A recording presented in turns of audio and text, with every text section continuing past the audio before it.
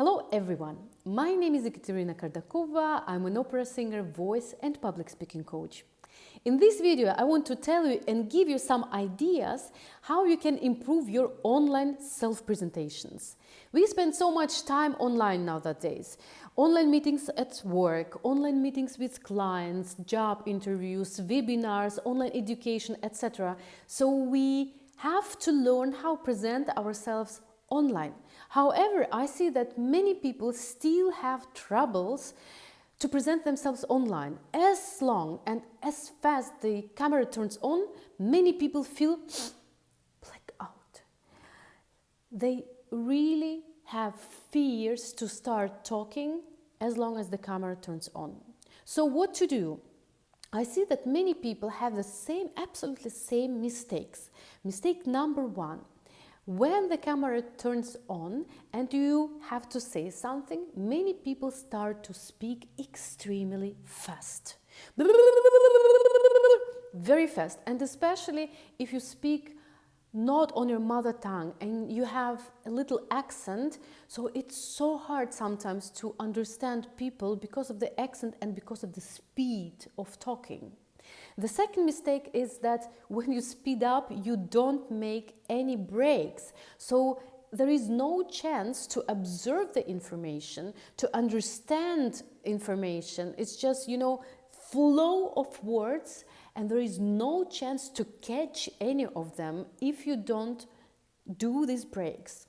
Third thing is that many people speak pretty monotonous, and of course in an online format you work, I call it work, you present yourself online using mostly time your non-verbal skills, non-verbal language. It's your body language, your voice. So when you speak fast, without breaks and monotonous, people just, you cannot grab attention, let's call it this way. So you cannot connect with your listeners, with people you are talking to.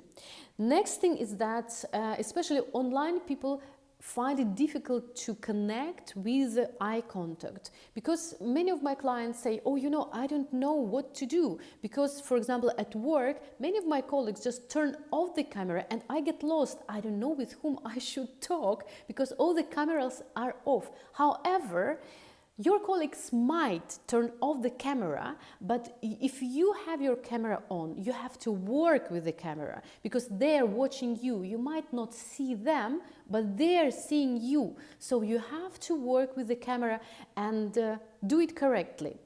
And the fifth mistake is that many people think that they can communicate effectively and perfectly without having an idea or a structure or a plan what they want to say. And mostly time, just a simple question, tell me about yourself, people start to tell from the birth.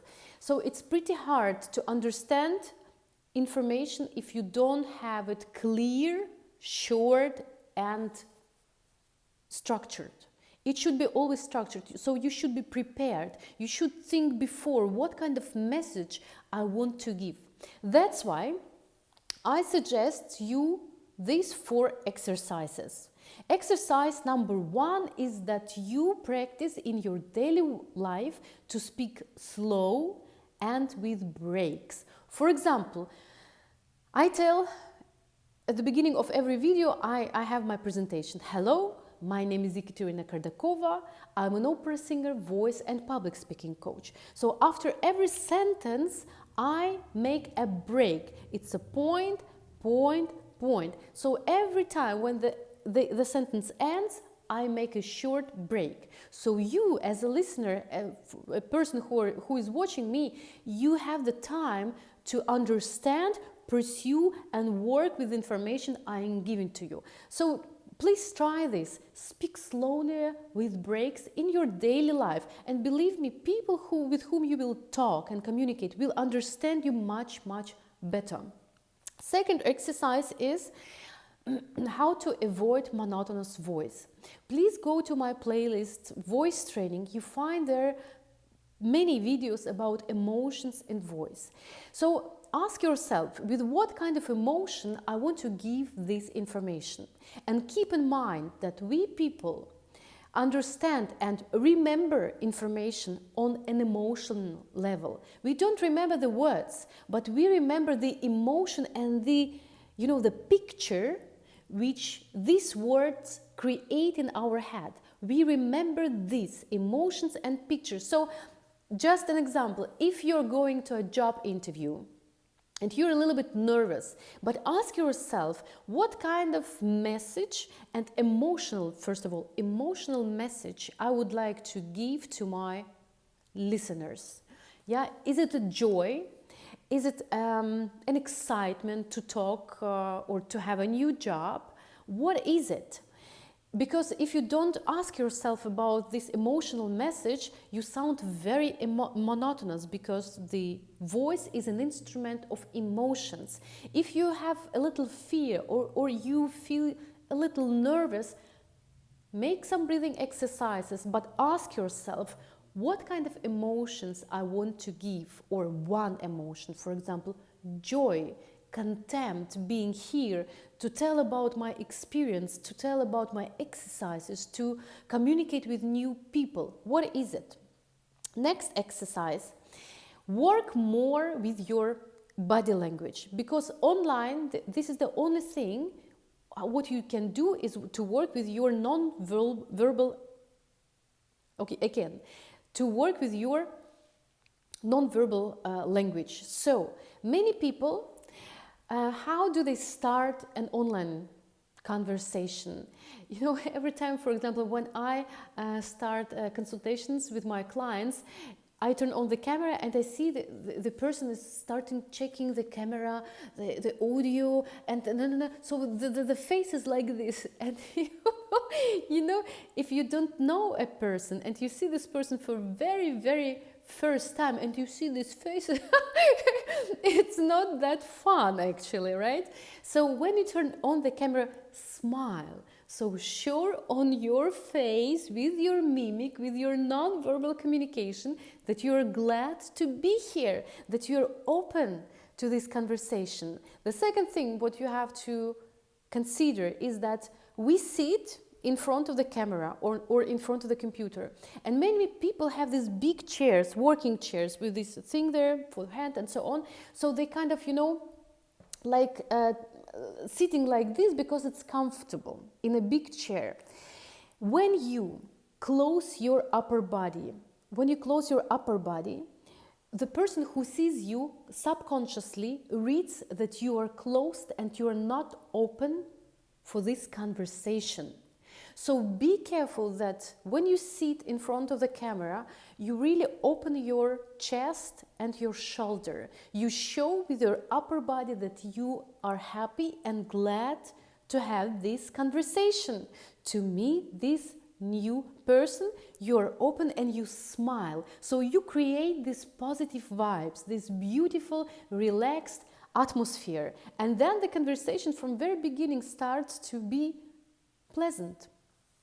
Next thing, fourth exercise, you have to consider how you can lead your narratives. So what kind of message you have to give, not only on an emotional level, but structure your words. Many people don't have the clearness in the head. Again, simple example, tell about yourself. Mostly people don't have a clue. Where should I start telling about myself? So be prepared. Structure in your head with your words what you want to say, where you want to lead your narratives, where is the goal, where is the end, and again, what kind of goals you want to achieve with your message.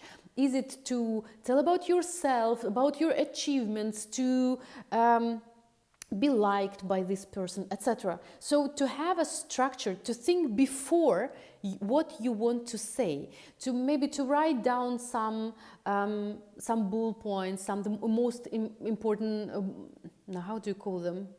Let's say the most important information you want to give about yourself. Because also what I see, people cannot tell about themselves about their experiences short and clear. They always speak with general words. But if you speak generally, it's so hard to understand. But who are you?